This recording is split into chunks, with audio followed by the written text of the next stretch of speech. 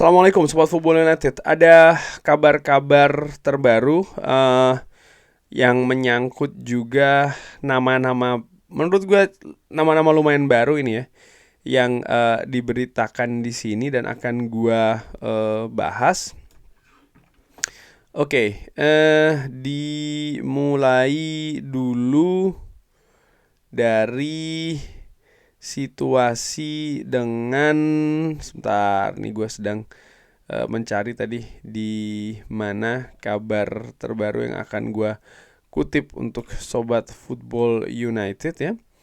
Ini situasi penjaga gawang, disebutkan bahwa ada nama baru setelah sebelumnya ada Sané Lammers ya dari Belgia, penjaga gawang yang dikabarkan dipantau oleh Manchester United. Dikabarkan selain itu ada juga pemain Joan Garcia, penjaga gawang ini juga kabarnya diminati oleh Manchester United. Joan Garcia sendiri saat ini dia berusia 24 tahun dan membela Espanyol. Dinilai pemain ini memiliki potensi. Dan kalau gue cek di Transfermarkt misalnya, berapa harga dari Joan Garcia ini ada di angka 20 juta euro. Angka yang menurut gue angka yang realistis ya. Tapi apakah ini kabar yang valid atau seperti apa? Ya masih harus ditunggu. Kalau gue lihat perjalanan karirnya sejauh ini dia lebih banyak membela memang Espanyol ya. Nampaknya dia memang asli ini dari Espanyol. Oke. Kabarnya Arsenal juga meminati penjaga gawang ini. Kita lihat apakah memang ada pergerakan yang nyata. Tapi seperti gue katakan ya, gue masih berpendapat bahwa untuk penjaga gawang ini hanya mungkin dilakukan atau mendatangkan pemain baru kalau ada pemain lama, artinya penjaga gawang yang saat ini memperkuat Manchester United ini dijual, tentu saja dengan angka PSR yang masuk akal ya, yaitu adalah Alta Bayindir dan juga Andre Onana. Kalau itu tidak terjadi, nampaknya memang Manchester United tidak mendatangkan penjaga gawang untuk musim depan. Perkiraan dan feeling gue seperti itu. Oke.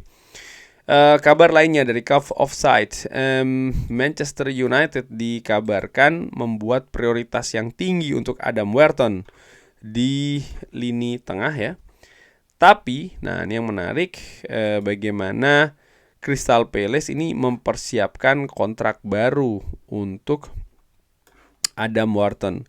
Adam Wharton sendiri dia adalah pemain tengah ya, berusia 21 tahun yang saat ini valuasinya ada di angka 35 juta euro versi Transfermarkt. Kontraknya sendiri sebenarnya ini masih lama, masih 4 tahun lagi.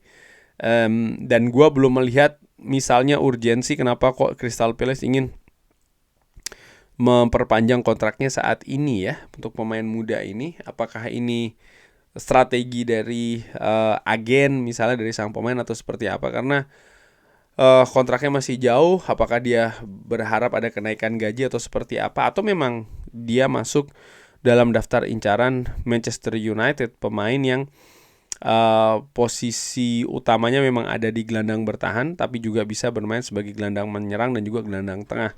Hal yang menurut gua Manchester United butuh pemain dengan posisi-posisi seperti ini.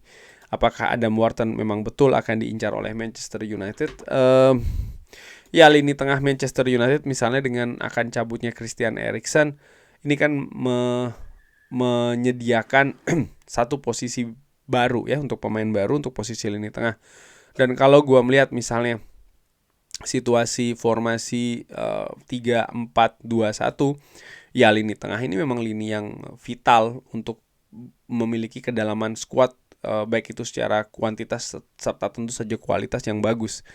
Saat ini Manchester United misalnya dengan duet Ugarte dan juga Casemiro ini bagus ya, tapi secara rata-rata bagus menurut gue. Tapi ya musim depan tidak bisa hanya mengandalkan dua pemain ini. Dengan Manchester United juga akan berkompetisi paling tidak di 3 kompetisi yang berbeda, FA Cup, Carabao dan juga Premier League, di mana tiga kompetisi ini setidaknya ya, kita belum tahu apakah Manchester United akan Champions League atau tidak, tapi paling tidak dengan 3 kompetisi yang pasti akan diikuti musim depan saja, Manchester United diharapkan ada peningkatan, ada perbaikan dari apa yang diraih musim ini, terutama di Premier League. Dan ini berarti lini tengah ya memang harus didatangkan pemain baru, apapun situasi dengan Casemiro misalnya.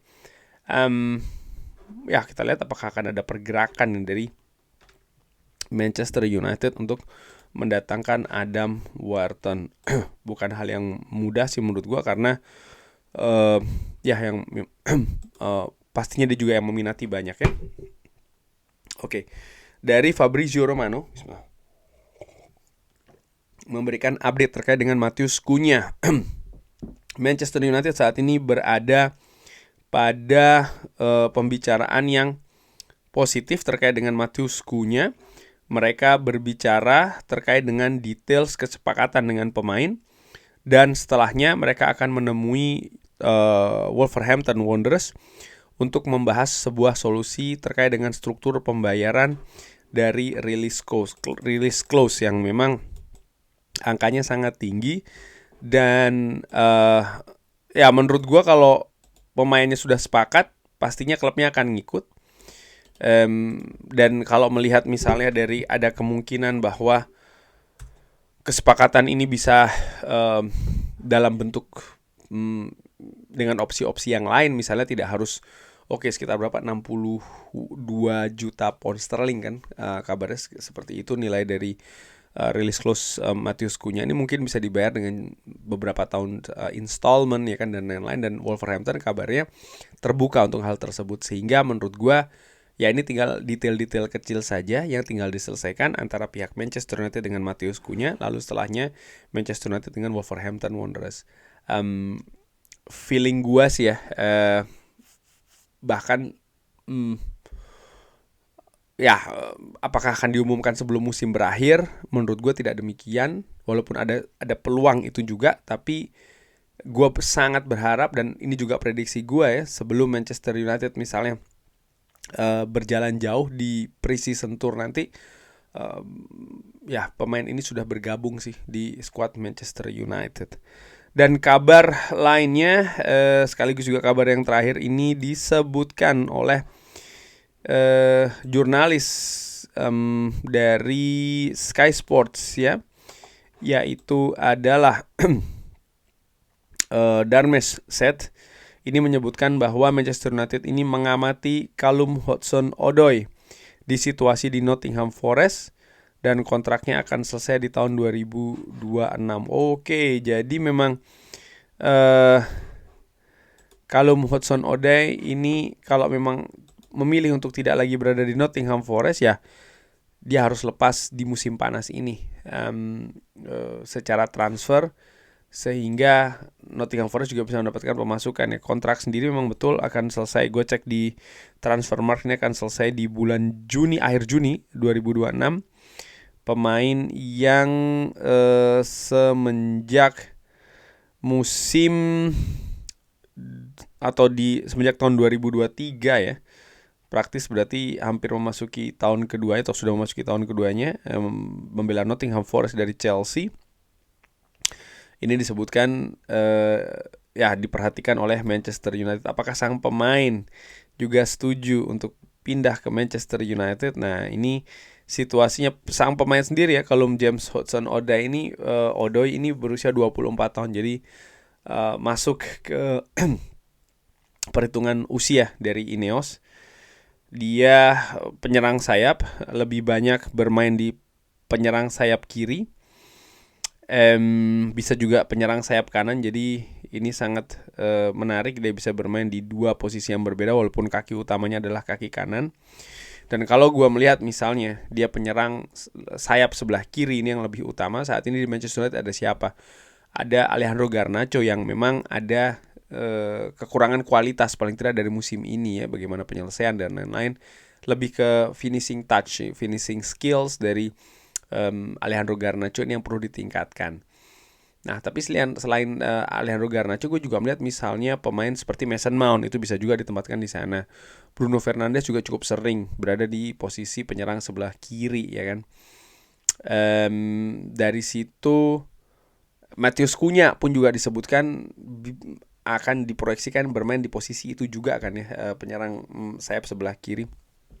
Dan dari sini sih bisa jadi Manchester United tertarik dengan Callum Hudson-Odoi, tapi bukan sebagai prioritas utama. Mendatangkan Callum Hudson-Odoi, di mana Manchester United memiliki stok penyerang sayap kiri juga cukup banyak saat ini menurut gua, apalagi dengan akan datangnya Matheus Cunha ya. Mungkin sekali lagi hanya akan terjadi kalau ada pemain yang lepas. Apakah ini terkait dengan Garnacho nantinya atau seperti apa ya, ini menarik dinantikan. Tapi bagaimana kalau gua melihat saat ini manajemen Manchester United ini juga, kalau memang kabar ini betul, mereka mengamati kalau Hudson-Odoi misalnya, ya mereka tidak pasif, mereka melihat beberapa kemungkinan yang akan terjadi. Misalnya ada beberapa posisi yang akan ditinggalkan oleh pemain tertentu. Mereka nampaknya juga sudah mempersiapkan opsi-opsi untuk menambal hal tersebut. Misalnya seperti Callum Hudson-Odoi. Ini prediksi perkiraan gue, sehingga Callum Hudson-Odoi ini hanya bisa didatangkan atau paling mungkin didatangkan ketika ada pemain Manchester United yang lepas dulu nih. Nah, kalau itu terjadi baru dia bisa datang. Tapi kita lihat akan seperti apa. Karena di posisi sayap serang misalnya Manchester United juga ada pemain-pemain yang sedang dipinjamkan ya kan, seperti kayak Anthony, seperti kayak Rashford dan juga Jadon Sancho. 3 pemain ini memang diperkirakan akan cabut dari Manchester United di musim panas nanti. Nah, apakah ini berarti pintu pemain baru untuk posisi sayap ini dibuka lebar-lebar? Dan kalau melihat saat ini sudah ada Matheus Cunha misalnya yang akan datang ya kan. Dan apakah selanjutnya kalau Hudson-Odoi? Sementara di sisi lain Manchester United juga butuh melakukan penambahan pemain ya, pendalaman ke dalam squad secara kuantitas, kedalaman squad secara kuantitas, sehingga ya mereka juga harus mempersiapkan atau memperhitungkan budget untuk menambah pemain di lini tengah atau bahkan di lini belakang. Kurang lebih seperti itu. Bagaimana nomor Sobat Football United? Seperti biasa silahkan drop di kolom komen.